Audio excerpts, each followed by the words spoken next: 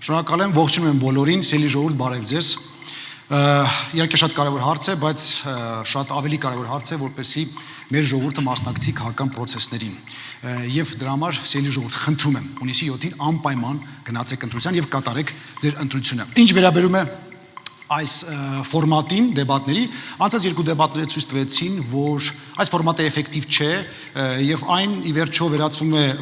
բենեֆիսի բալագանի էլեմենտներով։ Այնինչ ես համոզված եմ, որ այստեղ յուրաքանչյուր իրական ընդդիմադիր ուժի ներկայացուցիչ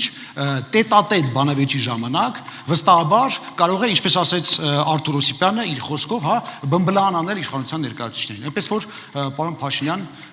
բարերեկո, հրավիրում ձեզ տետատետ բանավեճի, կարող է լինել վաղը, ձեր ուզած ժամին, ձեր ուզած վայրում, օրինակ Պետրոսի հետ հացազրույց ունեք, դրա տեղը կարող ենք բանավիճել։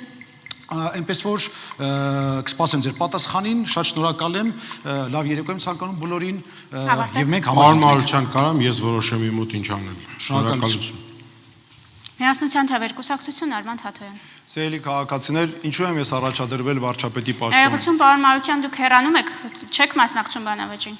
Ասեցի արդեն, իհարկե։ Շնորհակալություն, հաջողություն։